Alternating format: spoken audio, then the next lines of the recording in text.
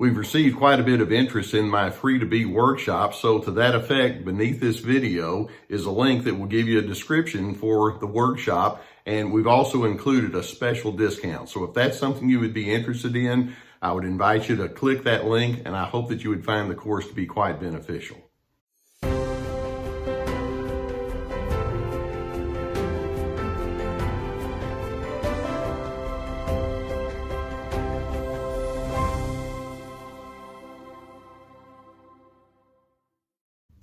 I'm going to be rather blunt with you today because I'm hoping that in doing so, I can help you stay out of the snares that the narcissist in your life will lay right in front of you.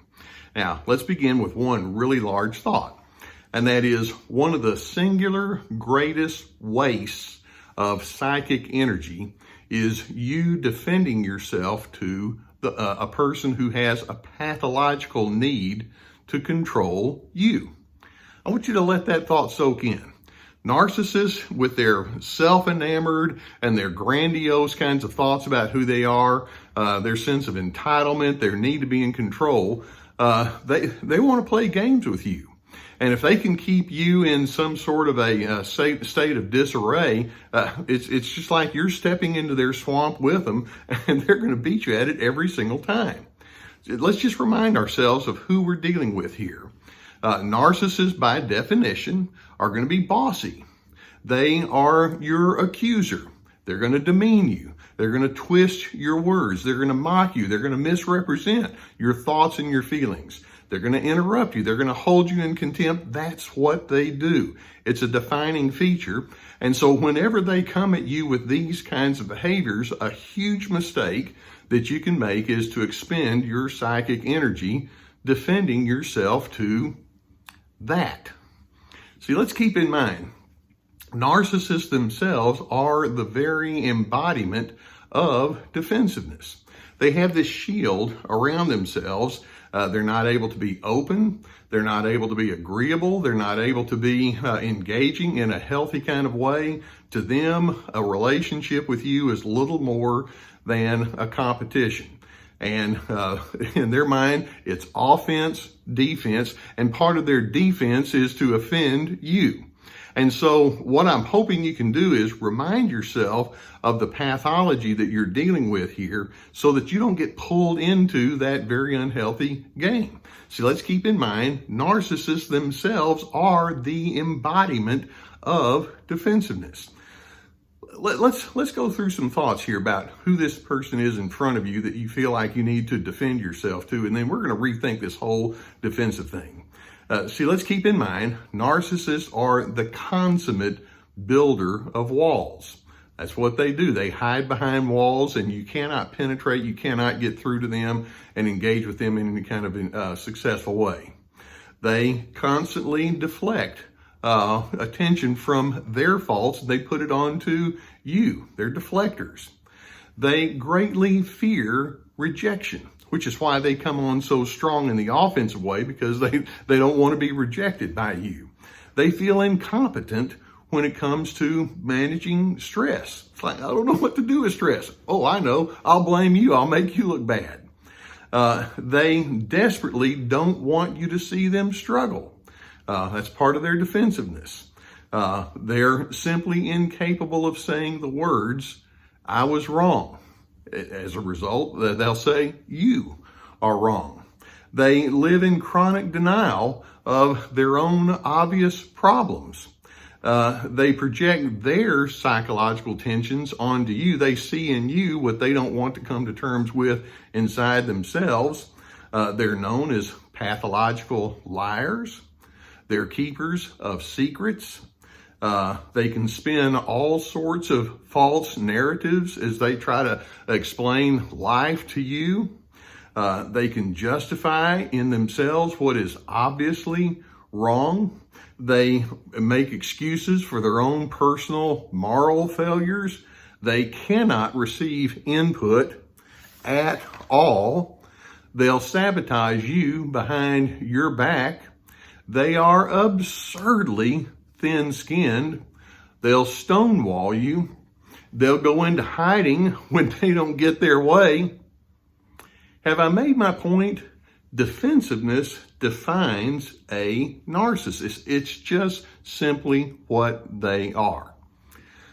Now, I want you to go back and take note of that notion about how your defensiveness represents a great waste of psychic energy. Why in the world would you feel the need to defend yourself to that person? They're not going to turn around and say, well, now that you're defending yourself to me, well, my whole approach toward you is going to be different. They're not going to do it. They have no insight. They have no desire to engage with you in any kind of healthy way. Now, I want you to just ask some very basic questions. Do you need that offense, defense, narcissist approval? Do you need that person's affirmation? Is that really necessary? Do you need that person's blessing? Do you need their acceptance? Do you somehow or another need their endorsement? Do you need their coordination or cooperation with life? And I realize that would be nice, but do you have to have that in order for you to move forward?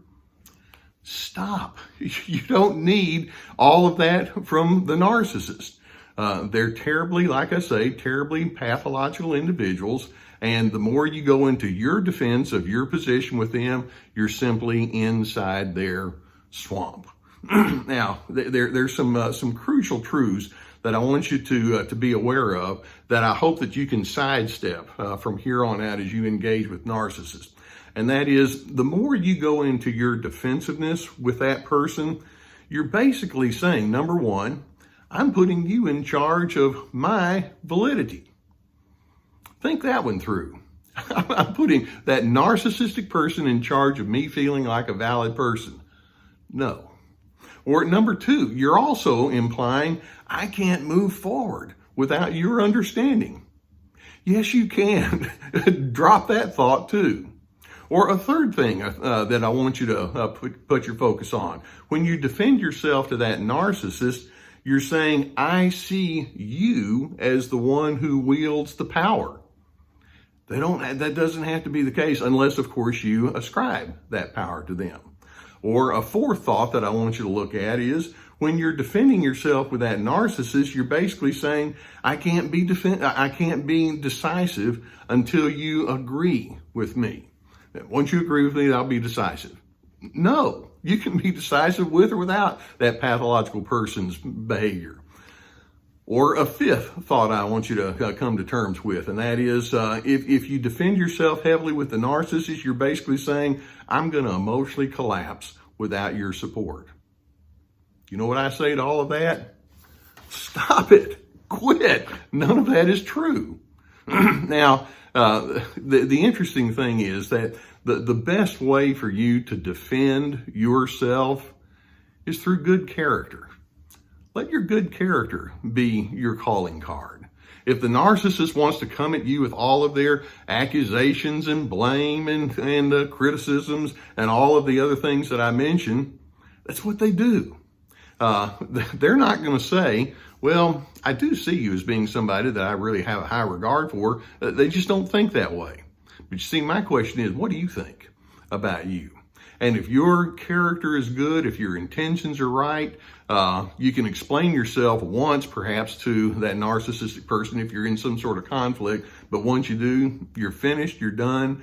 And basically you're more or less going to say, I'm going to allow me to be me. I'm going to prioritize my life as I deem to be appropriate. And if you over there can't agree with me, if you want to go into your defensive mode, I'm not joining you there. Basically, when that narcissist comes back, as you take this mindset that I'm talking about, they're going to come back with some form of rejection. And my response to that is, right, I understand that. You will reject me. I get it. That's what you are. But you know what? It's not what I am. I don't look to you to define me. Stop defending yourself to a deeply dysfunctional person. That's as plain as I can say it. Now, you know that one of my mantras is Dr. C, DRC, stands for dignity, respect, and civility. I believe in those kinds of characteristics down to the core of my being. It's something that I wish that narcissistic person could buy off on, but they can't. It's just not in them to do so, but I'm hoping you can. I want you to live with dignity, and I want you to live with respect for yourself. And I want you to have a sense of civility that says, I am not playing games with this person that wants me to join them over there in their swamp. I'm on Team Healthy, and that's just where I'm going to be. You can't pull me away from that. Don't waste your energy trying to defend yourself to someone who has that pathological need to control you. Do expend your energy on being a person of good character. That's just something a narcissist doesn't relate to, but I'm hoping it's something that defines you. Be a person of character. Now, I do hope that videos such as this will give you some good thought to stimulate personal insights. If you've not already done so, I would encourage you to go beneath and hit that subscribe button.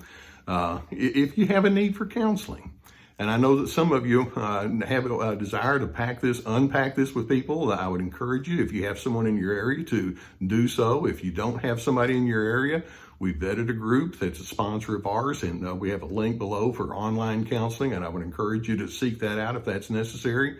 In addition, we have other resources. We have our website, survivingnarcissism.tv, with lots of articles and quizzes and things, and drlescarter.com. We have my free-to-be workshop, and it's a very extensive course about, finding who you are in relation to the controllers in your life. And then in addition, we have links to books and other kinds of things below. So I would encourage you to avail yourself to that. There's a stubbornness in me that says I am not about to let a very pathological person define me. And part of that is I don't want to be defined as a defensive person. I want to be somebody that's going somewhere good. I want to be a person that's committed to my own steadiness and decency. And I'm hoping that's something you can join me with.